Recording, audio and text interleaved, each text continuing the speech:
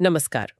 आज हम शशि थरूर की किताब the Hindu way an introduction to Hinduism पर एक गहन चर्चा करने वाले हैं। हाँ। हमारे पास इस किताब का एक विस्तृत विश्लेषण है और उसी के आधार पर हम बात करेंगे। ठीक है। कोशिश रहेगी कि थरूर हिंदू धर्म के बारे में जो मुख्य विचार रखते हैं, मतलब उसका दर्शन, मूल्य और आज के समाज में उसकी जगह, उसे समझें जैसा इस विश्लेषण में दिया गया है। ये विश्लेषण ये भी बताता है कि किताब मतलब मुश्किल विषयों को भी आसानी से समझाती है। तो जो लोग गहराई से लेकिन तेजी से जानना चाहते हैं, उनके लिए शायद ये दिलचस्प हो। हाँ, ये बात तो है।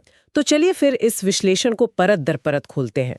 देखते हैं कि थरूर के नजरिए से हिंदू धर्म आखिर है क्या, इस विश्लेषण के अनुसार। तो विश्लेषण की शुरुआत ही इस बात से होती है कि थरूर के हिसाब से हिंदू धर्म किसी एक मजहबी किताब या किसी एक पैगंबर के इर्द गिर्द नहीं घूमता। हाँ, ये काफी अलग है दूसरे धर्मों से इस मामले में। सही। ये तो मतलब विचारों का एक बहुत बड़ा सागर जैसा है, जिसमें कई धाराएं हैं और जहाँ सहिष्णुता यानी दूसरों के विचारों को स्वीकार करने पर काफी जोर है। ये कोई बंधी बंधाई चीज नहीं लगती है ना? बिल्कुल नहीं। और ये विश्लेषण इस बात पर रोशनी डालता है कि थरूर हिंदू जीवन दर्शन को समझाने के लिए कई तरह के ग्रंथों का हवाला देते हैं। अच्छा। जैसे श्रुति ग्रंथ हैं, वेद, उपनिषद, जिन्हें ईश्वरीय ज्ञान माना जाता है, जो सुनकर आगे बढ़ा। हाँ। और फिर स्मृति ग्रंथ हैं, जो इंसानों द्वारा रचे गए, याद किए हुए हैं, पुराण, इतिहास, धर्मशास्त्र वगैरह। तो ये दिखाता है कि विश्लेषण के मुताबिक थरूर विषय की गहराई को समझते हुए भी उसे आम पाठक के लिए मतलब आसान बनाने की कोशिश करते हैं। ये सिर्फ ऊपरी बात नहीं है। सही कहा। और शायद इतने सारे स्रोतों का जिक्र करना इसी बात को दिखाता है कि कोई एक आधिकारिक तरीका नहीं है हिंदी होने का। हाँ, शायद यही उनका मतलब है। एक बहुत जरूरी फर्क पर जोर देता है, हिंदू धर्म और हिंदुत्व के बीच का फर्क, जैसा थरूर से देखते हैं। हाँ, ये आजकल काफी चर्चा में भी रहता है। बिल्कुल। तो इस विश्लेषण के मुताबिक थरूर का तर्क है कि हिंदू धर्म एक आस्था है, एक जीने का तरीका है, जिसमें पूजा, दर्शन, आध्यात्मिकता ये सब शामिल है। वहीं हिंदुत्व को वे एक राजनीतिक विचारधारा मानते हैं। हाँ, और ये विश्लेषण ये भी बताता है कि थरूर के अनुसार ये जो राजनीतिक विचारधारा है, वो धर्म का इस्तेमाल करके समाज में बंटवारा और कह सकते हैं एक तरह की नकारात्मकता पैदा करती है। अच्छा। इस फर्क को और साफ करने के लिए विश्लेषण जिक्र करता है कि थरूर अपनी किताब में महात्मा गांधी की हिंदू धर्म की समझ हाँ। और नाथूराम गोडसे के विचारों की तुलना करते हैं। ओ, ये तुलना तो काफी सीधी है। हाँ, विश्लेषण कहता है कि गांधी जी के लिए हिंदू धर्म सत्य, अहिंसा, सभी धर्मों का सम्मान था, जबकि गोडसे के विचार थरूर के हवाले से एक संकीर्ण और राजनीतिक एजेंडा वाले थे। तो इस तुलना का इस्तेमाल, जैसा विश्लेषण में बताया गया है, ये दिखाने के लिए किया गया है कि थरूर की नज़र में हिंदुत्व का जो राजनीतिक प्रोजेक्ट है, वो हिंदू धर्म के मूल समावेशी स्वभाव से कितना अलग है। हाँ, विश्लेषण तो यही इशारा करता है। और यहाँ ये साफ करना जरूरी है कि हम सिर्फ वही बता रहे हैं जो हमारे स्रोत यानी इस किताब के विश्लेषण में थरूर के विचारों के बारे में कहा गया है। हम कोई राजनीतिक पक्ष नहीं ले रहे हैं। निश्चित रूप से निष्पक्षता जरूरी है। विश्लेषण का एक केंद्रीय बिंदु यही लगता है कि थरूर इस बात पर बल देते हैं कि हिंदू धर्म की पहचान कट्टरता या असहिष्णुता नहीं है। उनके अनुसार ये एक ज्यादा व्यक्तिगत, उदार और आध्यात्मिक अनुभव है। ये एक महत्वपूर्ण दावा है ना, खासकर आज के माहौल में। हाँ, वाकई ये सोचने वाली बात है। अच्छा, आगे बढ़ते हुए विश्लेषण ये भी बताता है कि थरूर ने हिंदू धर्म के गहरे आध्यात्मिक पहलुओं को भी छुआ है। हाँ, जैसे ईश्वर का स्वरूप क्या है, मतलब एक है या अनेक, पुनर्जन्म का सिद्धांत क्या है, कर्म का नियम, ये सब, मोक्ष क्या है, आत्मा की प्रकृति, ये सब तो बड़े गहरे सवाल है। हाँ, और इन पर सदियों से विचार होता आया है। विश्लेषण की खास बात यह है कि यह बताता है कि थरूर इन गहरे और सच कहूं तो अक्सर मुश्किल लगने वाले विचारों को बहुत सरल भाषा में समझाने की कोशिश करते हैं। अच्छा, ये तो अच्छी बात है। हाँ, जैसे कर्म का सिद्धांत है, उसे सिर्फ भाग्य या किस्मत की तरह नहीं दिखाया गया है, बल्कि एक नैतिक कारण कार्य संबंध के तौर पर समझाया गया है। जैसा करोगे वैसा भरोगे। हाँ, लेकिन साथ ही अपने कर्मों से भविष्य को बदलने की संभावना भी है, मतलब सब कुछ पहले से तय नहीं है। अच्छा। इसी तरह मोक्ष को सिर्फ मरने के बाद की बात नहीं, बल्कि इसी जीवन में हासिल की जाने वाली मानसिक शांति और आत्मज्ञान की स्थिति के तौर पर भी पेश किया गया है, ऐसा विश्लेषण बताता है। ये एक अलग नजरिया है।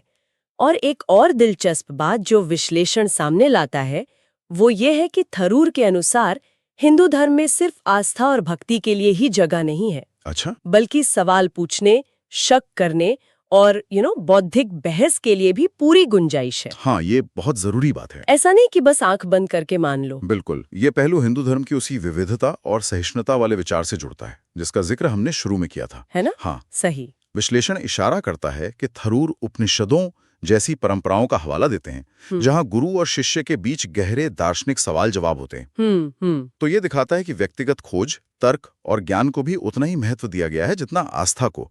मतलब आप मानते हुए भी सवाल कर सकते हैं और सवाल पूछते हुए भी आस्था रख सकते हैं। हाँ, विरोधाभास नहीं, बल्कि इस परंपरा की एक खूबी के तौर पर इसे पेश किया गया है, जैसा विश्लेषण से लगता है। ये तो हुई दर्शन और आध्यात्मिकता की बात, लेकिन हिंदू धर्म का एक बहुत बड़ा हिस्सा तो उसकी परंपराएं, रीति रिवाज, त्योहार भी हैं। क्या विश्लेषण इस पर भी कुछ कहता है? हाँ, बिल्कुल कहता है। विश्लेषण बताता है कि थरूर ने अपनी किताब में कई जाने माने त्योहारों और परंपराओं पर भी चर्चा की है। जैसे दीपावली। ये सिर्फ दिए जलाने या मिठाई खाने का त्योहार नहीं है, बल्कि बुराई पर अच्छाई की जीत, अंधकार पर प्रकाश की विजय का प्रतीक है। हाँ। होली है, रंगों और मस्ती के साथ साथ सामाजिक बंधनों को भूलकर एक होने का मौका। हाँ। या फिर कुंभ मेला, दुनिया का सबसे बड़ा धार्मिक जमावड़ा, उसके पीछे की आस्था, उसका सामाजिक महत्व। विश्लेषण के अनुसार थरूर सिर्फ इन रिवाजों का ब्यौरा नहीं देते, बल्कि उनके गहरे सांस्कृतिक और आध्यात्मिक अर्थों को भी खोलते हैं। अच्छा, और त्योहारों के अलावा क्या दूसरी प्रथाओं का भी जिक्र है? जैसे मूर्ति पूजा है, मंत्र जाप, यज्ञ वगैरह। इन पर तो अक्सर लोगों को पूरी समझ नहीं होती। हाँ, बिल्कुल। विश्लेषण में इन प्रथाओं का भी उल्लेख है, जैसे मूर्ति पूजा, जिसे अक्सर लोग बुतपरस्ती कह देते हैं। हाँ। उसे थरूर कैसे समझाते हैं? विश्लेषण के मुताबिक थरूर इसे ईश्वर के निराकार रूप तक पहुंचने का एक साकार माध्यम मानते हैं, एक प्रतीक जिसके जरिए भक्त अपने मन को एकाग्र करता है। अच्छा, मतलब एक जरिया। हाँ, एक जरिया। इसी तरह मंत्रों के जाप को ध्वनि की शक्ति और ध्यान केंद्रित करने के तरीके के रूप में समझाया गया है। यज्ञ या हवन को सिर्फ एक कर्मकांड नहीं, बल्कि त्याग और ब्रह्मांड के साथ जुड़ने की प्रक्रिया के तौर पर पेश किया गया है। और योग और ध्यान? हाँ, योग और ध्यान को तो शारीरिक कसरत से कहीं ज्यादा मन और आत्मा को साधने की गहरी पद्धतियों के रूप में दर्शाया गया है। तो विश्लेषण से ये साफ होता है कि थरूर इन प्रथाओं के पीछे के तर्क और दर्शन को सामने लाने की कोशिश करते हैं, ताकि उन्हें सिर्फ बाहरी रस्मों के तौर पर ना देखा जाए। बिल्कुल। तो ये सब जानने के बाद अब सवाल उठता है कि आज के भारत में, मतलब आधुनिक संदर्भ में, हिंदू धर्म की क्या भूमिका है? इस पर थरूर के क्या विचार हैं, जैसा कि विश्लेषण बताता है? ये एक बहुत अहम सवाल है आज के समय में, और विश्लेषण इस पर भी रोशनी डालता है। इसके अनुसार थरूर एक चिंता जाहिर करते हैं। क्या चिंता? कि हाल के वर्षों में धर्म का, खासकर हिंदू धर्म का, राजनीतिकरण बहुत ज्यादा बढ़ गया है। हाँ, ये तो दिखता है। इसे अक्सर वोट बैंक बनाने या राजनीतिक विरोधियों पर निशाना साधने के लिए एक हथियार की तरह इस्तेमाल किया जा रहा है। विश्लेषण कहता है कि थरूर इस बात से दुखी हैं कि धर्म, जो लोगों को जोड़ सकता है, शांति दे सकता है, हाँ, उसे बांटने और नफरत फैलाने का जरिया बनाया जा रहा है। तो इस राजनीतिकरण के जवाब में थरूर क्या समाधान सुझाते हैं विश्लेषण के मुताबिक? देखिए, विश्लेषण के अनुसार थरूर भारत के धर्मनिरपेक्ष यानी सेक्युलर चरित्र को बनाए रखने की पुरजोर वकालत करते हैं। उनका तर्क है, जैसा विश्लेषण बताता है, कि एक सच्चा हिंदू होने का मतलब है सभी धर्मों का सम्मान करना और वसुधैव कुटुंबकम, पूरी दुनिया एक परिवार है, के सिद्धांत में विश्वास रखना। सही। वे जोर देते हैं कि धर्म व्यक्तिगत आस्था का विषय रहना चाहिए और उसे राजनीति से अलग रखा जाना चाहिए, ताकि देश की विविधता और एकता बनी रहे। ये थरूर का अपना दृष्टिकोण है, जिसे विश्लेषण प्रस्तुत करता है। ठीक है, अब थोड़ी बात थरूर की लेखन शैली और उनके नजरिए की कर लेते हैं। विश्लेषण उनकी शैली को कैसा बताता है? क्या ये बहुत अकादमिक है या आम पाठक के लिए है? नहीं, विश्लेषण थरूर की शैली की काफी तारीफ करता है। उसे स्पष्ट, तर्कसंगत और विचारशील बताया गया है। अच्छा। ऐसा लगता है कि वे मुश्किल विचारों को भी बहुत ही सहजता और एक फ्लो में पेश करते हैं। भाषा आम पाठक को ध्यान में रखकर इस्तेमाल की गई है, लेकिन उसमें विचारों की गहराई भी है। तो मतलब बोझिल नहीं है? नहीं, अकादमिक बोझिलपन से मुक्त है, लेकिन सतही भी नहीं है। एक अच्छा संतुलन है। और उनके नजरिए के बारे में क्या वे एक बाहरी व्यक्ति की तरह लिखते हैं या एक मानने वाले की तरह? ये एक दिलचस्प पहलू है जिस पर विश्लेषण ध्यान खींचता है। इसके मुताबिक थरूर एक आस्थावान हिंदू के रूप में लिखते हैं जिन्हें अपनी परंपरा पर गर्व है, लेकिन साथ ही वे एक बौद्धिक और आलोचक की भूमिका भी निभाते हैं। अच्छा, कैसे? मतलब वे सिर्फ हिंदू धर्म की महानता का गुणगान ही नहीं करते, बल्कि उन पहलुओं पर सवाल भी उठाते हैं जहां उन्हें लगता है कि सुधार की जरूरत है या जहां परंपरा में कुछ गड़बड़ियां आ गई हैं। जैसे जाति व्यवस्था की वे आलोचना करते हैं, ऐसा विश्लेषण बताता है। ये जरूरी है। हाँ, और वे अपनी बातों को साबित करने के लिए शास्त्रों से उदाहरण भी देते हैं और अपने निजी जीवन के अनुभव भी साझा करते हैं। ये संतुलन उनके लेखन को कह सकते हैं विश्वसनीय बनाता है। एक तरह से अंदरूनी आलोचक। हाँ, बिल्कुल सही शब्द है, इनसाइडर क्रिटिक। तो कुल मिलाकर ये विश्लेषण इस किताब द हिंदू वे को कैसे प्रस्तुत करता है? इसका मुख्य संदेश क्या निकल कर आता है? कुल मिलाकर ये विश्लेषण द हिंदू वे को हिंदू धर्म पर एक आधुनिक, उदार और समावेशी नजरिए से लिखी गई अहम किताब के रूप में पेश करता है। ये उन लोगों के लिए है जो हिंदू धर्म को उसकी तमाम जटिलताओं और विविधताओं के साथ समझना चाहते हैं, लेकिन एक समकालीन आज के दृष्टिकोण से। ठीक है। ये किताब विश्लेषण के अनुसार हिंदू धर्म को कट्टरता या नफरत फैलाने वाले धर्म के तौर पर नहीं देखती, बल्कि सहिष्णुता, अनेकता में एकता और व्यक्तिगत आध्यात्मिक खोज के मार्ग के रूप में चित्रित करती है। और क्या विश्लेषण इसके महत्व पर भी कुछ कहता है?